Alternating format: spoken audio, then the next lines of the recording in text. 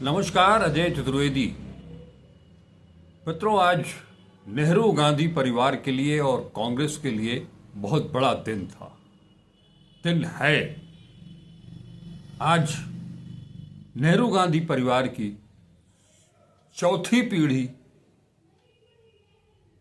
और इंदिरा 2 का संसद में प्रवेश हो गया।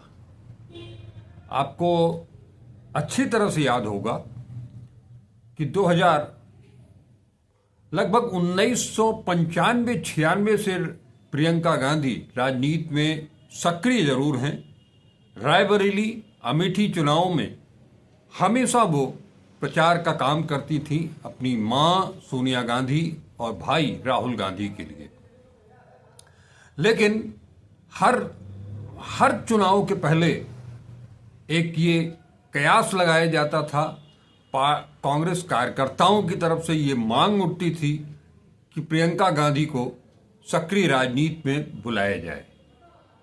उनकी ये मांग पूरी हुई 2019 में, जब लोकसभा चुनाव के ठीक पहले कांग्रेस ने प्रियंका गांधी वाड्रा को कांग्रेस की सदस्यता महासचिव बनाया, राष्ट्रीय महासचिव बनाया और उत्तर प्रदेश ने पूर्वांचल का प्रभारी बना करके भेजा। प्रियंका गांधी वाड्रा ने सक्रिय राजनीति 2019 में उत्तर प्रदेश से शुरू की प्रभारी के तौर पर, और उनकी पहली यात्रा जो निकली थी वो मां गंगा के तट वासियों से मिलते हुए जब वो प्रयागराज से चली और बनारस तक पहुंची थी। लोकसभा चुनाव 2019 में उन्होंने काफी कुछ मेहनत की, बड़ी मेहनत की। उम्मीद ये लगाई जा रही थी, बनारस कांग्रेस ने तो बाकायदे प्रस्ताव पारित करके उत्तर प्रदेश कांग्रेस और अखिल भारतीय कांग्रेस कमेटी को यह प्रस्ताव भेजा था कि नरेंद्र मोदी के खिलाफ बनारस से प्रियंका गांधी चुनाव मैदान में उतरे।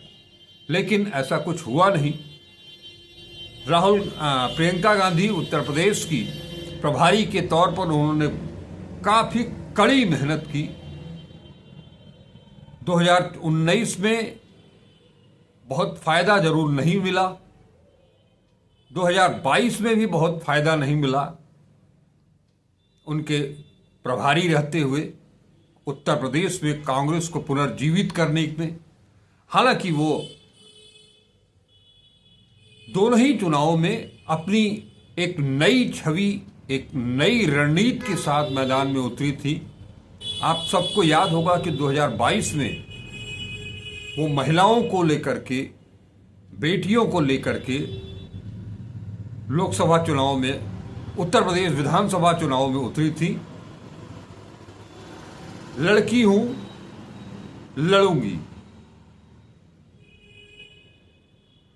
बावजूद इसके बहुत सारी महिलाओं को, नई लड़कियों को विधानसभा चुनाव का टिकट मिला।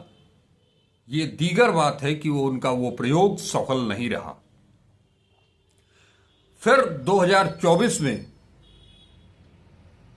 लोकसभा के चुनाव के दौरान पूरे देश भर को उन्होंने मत डाला और सबसे बड़ी जीत, एक तरह से कहा जाए कि बिना चुनाव लड़े उन्होंने अमेठी और रायबरेली दोनों जगहों पर केएल शर्मा और राहुल गांधी को जिस ढंग से एक बड़ी जीत दिलाई उत्तर प्रदेश में। केएल शर्मा पुराने कांग्रेस कार्यकर्ता अमेठी के, और उनके खिलाफ थी पूर्व केंद्रीय मंत्री स्मृति ईरानी, जो अमेठी से राहुल गांधी को हरा चुकी थी। लेकिन इस बार प्रियंका गांधी ने जो रणनीति अपनाई, जो मेहनत जिस तरह से उन्होंने की अपने कार्यकर्ताओं के साथ मिलकर के अमेठी में, स्मृति ईरानी को वहां से हार नसीब हुई और केएल शर्मा विजयी बनकर के संसद पहुंचे। अमेठी में भी प्रियंका का जादू दिखा जब राहुल गांधी प्रचंड मतों से विजयी होकर के संसद पहुंचे। दोनों जगहों पर राहुल गांधी के रायबरेली और वायनाड से चुनाव जीतने के बाद एक सीट छोड़नी थी।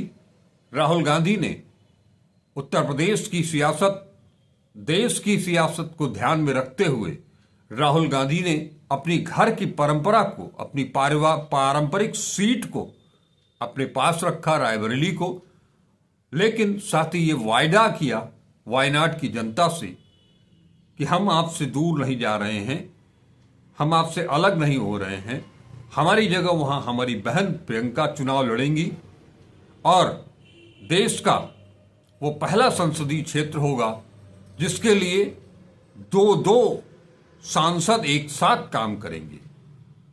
राहुल गांधी ने हालांकि इस तरह का वायदा अमेठी की जनता से भी किया और वहां भी उन्होंने कहा कि यहां भी जो काम रायबरेली में होगा वो अमेठी में भी होगा। लेकिन इन सब के बीच प्रियंका गांधी ने, आपको याद होगा कि 2019 के चुनाव के तुरंत बाद भले ही कांग्रेस को बहुत सफलता नहीं मिली, लेकिन जो उम्भा कांड हुआ था, नरसंहार हुआ था, उसमें सबसे पहले उम्भा पहुंचने के लिए और पीड़ितों से मिलने के लिए प्रियंका गांधी सड़कों पर उतरी। उन्हें हिरासत में लिया गया, चुनार के किले में उन्हें रखा गया। उसके बाद से उन्होंने पीछे मुड़ करके नहीं देखा। कई ऐसे मामले हैं जो प्रियंका गांधी ने कांग्रेस के लिए महत्वपूर्ण रणनीति के साथ साथ अपने दायित्वों को पूरा किया, जिसमें हिमाचल प्रदेश सरकार को बचाना, राजस्थान में सचिन पायलट और अशोक गहलोत के बीच जब रस्साकसी चल रही थी, द्वंद्व इतना तीव्र हो चुका था कि ऐसा लगने लगा था कि सचिन पायलट कांग्रेस को छोड़ करके चले जाएंगे, जैसे कि ज्योतिरादित्य सिंधिया चला गए। लेकिन ऐसा कुछ हुआ नहीं और उसके पीछे प्रियंका गांधी ही थी। आज प्रियंका गांधी ने 2024 में, अभी हाल ही में, वायनाड से रिकॉर्ड तोड़ 4 लाख मतों से जीत हासिल की और आज गुरुवार को उन्होंने संसद पहुंचकर संसद सदस्य के रूप में शपथ ली और आज ये कांग्रेस के लिए बहुत बड़ा दिन रहा। इतना ही नहीं, प्रियंका गांधी ने आज जैसे ही संसद सदस्य के रूप में शपथ ली, उन्होंने पिछले 70 साल का रिकॉर्ड बराबर किया, छू लिया। वो भी नेहरू गांधी परिवार से ही जुड़ा हुआ।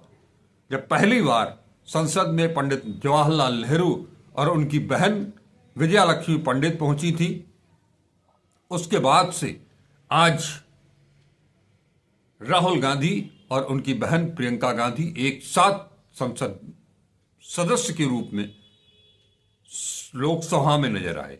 हालांकि आज इस ऐतिहासिक और महत्वपूर्ण मौके पर पूरा परिवार उनके साथ था। प्रियंका गांधी शपथ ले रही थी और दर्शक दीर्घा में उनके पति रॉबर्ट वाड्रा, उनके दोनों बच्चे संसद में, लोकसभा में अग्रिम पंक्ति पर नेता प्रतिपक्ष राहुल गांधी। इस पल को राहुल गांधी ने कैमरे में कैद भी किया जब राहुल गांधी अपनी बहन प्रियंका और मां सोनिया गांधी के साथ उन्होंने एक तस्वीर भी खिंचाई। अपने कांग्रेस कार्यकर्ताओं के, कांग्रेस सांसदों के साथ भी उन्होंने एक यादगार फिल्म उतारी। अब ये माना जा रहा है कि राहुल गांधी को संसद में अभी तक जो ताकत मिली हुई थी वो ताकत और दुगनी हो जाएगी प्रियंका गांधी के आने के बाद से। वजह भी यह है कि प्रियंका गांधी की वाक शक्ति, उनकी बोलने की ताकत, उनकी प्रति उत्पन्न मति, उनकी चुटकी लेने की कला और एक महिला होना, ये सब मिलकर के संसद के बाहर ही नहीं, अब संसद के भीतर भी सत्ता पक्ष के लिए यानी कि बीजेपी के लिए और खास तौर पर प्रधानमंत्री नरेंद्र मोदी के लिए ये एक बड़ी चुनौती होगी प्रियंका गांधी का संसद में राहुल गांधी के साथ मौजूद होना। अभी तक राहुल गांधी आक्रामक तेवर में अपनी बातें रखते रहे हैं, लेकिन चुटीले अंदाज में जिस ढंग से अखिलेश यादव तंज कसते हैं, उस तरह से हिंदी पर जबरदस्त कमांड होने के चलते, अंग्रेजी पर जबरदस्त कमांड होने के चलते लोकसभा के भीतर भी चाहे जिस भी भाषा में बोलना हो, प्रियंका राहुल अखिलेश, ये ताकत अब दोगुनी हो जाएगी और इसका फायदा इंडिया गठबंधन को मिलना तय है। आज प्रियंका ने इतिहास रचा, ठीक उसी अंदाज में जैसे कि 2024 में लोकसभा चुनाव के बाद विपक्षी सांसदों ने संविधान को अपने हाथ में लेकर के शपथ लिया था। ठीक उसी तरह से आज प्रियंका गांधी ने संविधान की किताब को, उस लाल किताब को जिसके बारे में प्रधानमंत्री कहते हैं कि इस किताब के भीतर कुछ भी नहीं, ये खोखली किताब है, उसी किताब को हाथ में लेकर के उन्होंने शपथ ली और शपथ लेने के बाद जब वो दस्तखत करने के लिए जा रही थी तो राहुल गांधी ने उनका स्वागत किया। हालांकि आज स्पीकर ओम बिरला प्रियंका गांधी के खिलाफ कुछ फप्ती नहीं कस पाए, जिस तरह से पिछली बार उन्होंने शशि थरूर के संविधान की किताब के साथ शपथ लेने के बाद जो फप्तियां कसी थीं और जो दीपेंद्र हुड्डा पर उन्होंने कुछ टिप्पणियां की थी जो कांग्रेसियों को क्या किसी को भी रास नहीं आई थी। ये आचरण स्पीकर का आचरण नहीं था। वहीं दूसरी तरफ आज लगातार तीसरे दिन संसद की कार्यवाही नहीं चल सकी क्योंकि विपक्ष पूरी तरह से लगातार सड़क से लेकर के संसद तक अडानी की गिरफ्तारी को लेकर के, अडानी मामले की जांच को लेकर के, अडानी मामले की जेपीसी से जांच की मांग को लेकर के अड़ा हुआ।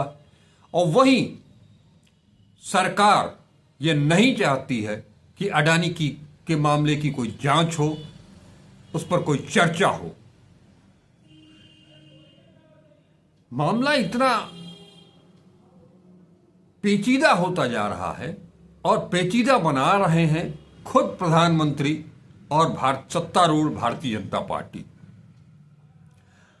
विपक्ष की और कोई मांग नहीं है। अगर विदेश में गौतम अडानी के ऊपर रिश्वतखोरी का आरोप लगा है, गलत ढंग से बैंकों से, निवेशकों से पैसा वसूलना और उसे रिश्वतखोरी में इस्तेमाल करना, एक जांच ही तो करानी है। क्या फर्क पड़ता है?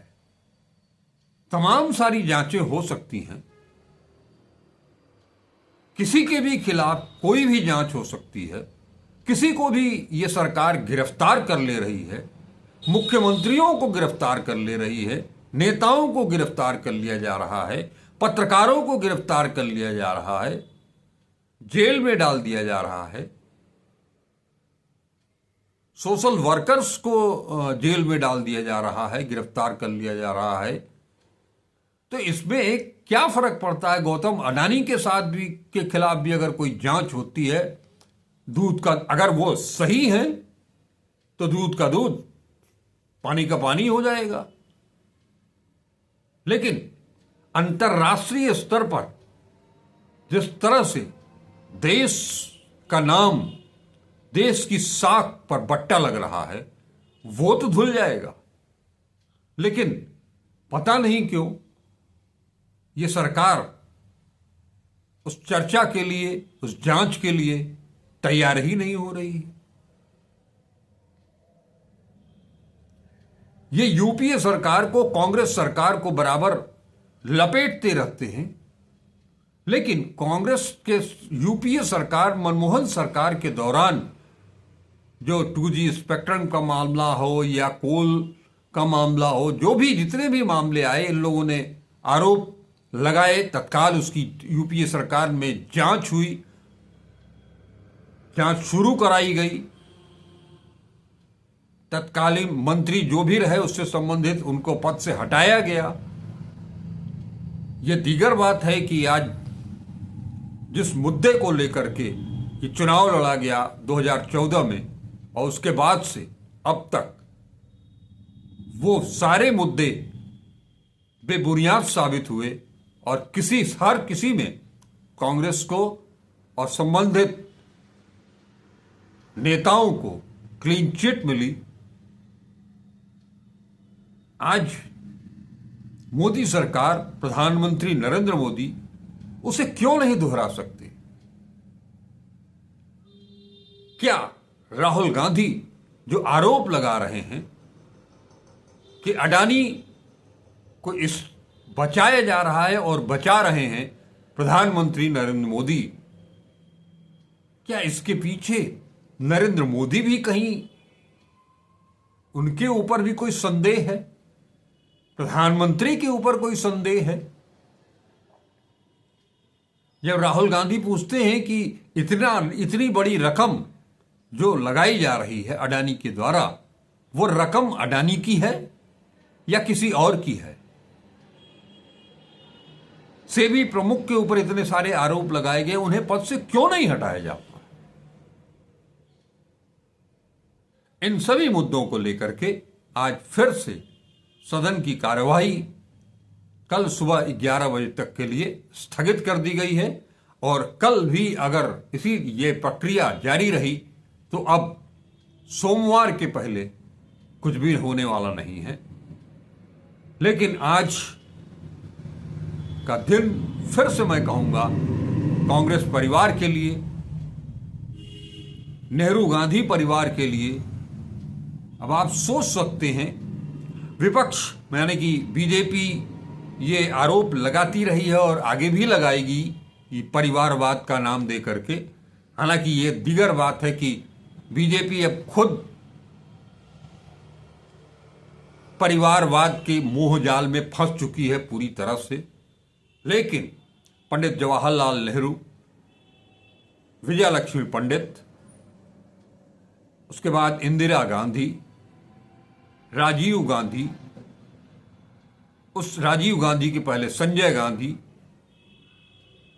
राजीव गांधी के बाद सोनिया गांधी, मेनका गांधी, वरुण गांधी, राहुल गांधी और अब प्रियंका गांधी। ये नेहरू गांधी परिवार इस हिंदुस्तान के लिए एक धरोहर,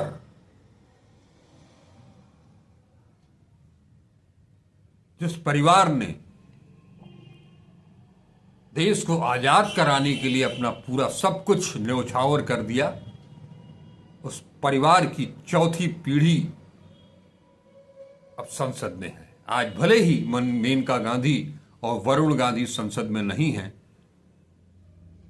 लेकिन ये जीत और ये उपलब्धि उनके लिए भी, खास तौर पर वरुण गांधी के लिए भी बहुत मायने रखेगी। नमस्कार, अजय चतुर्वेदी।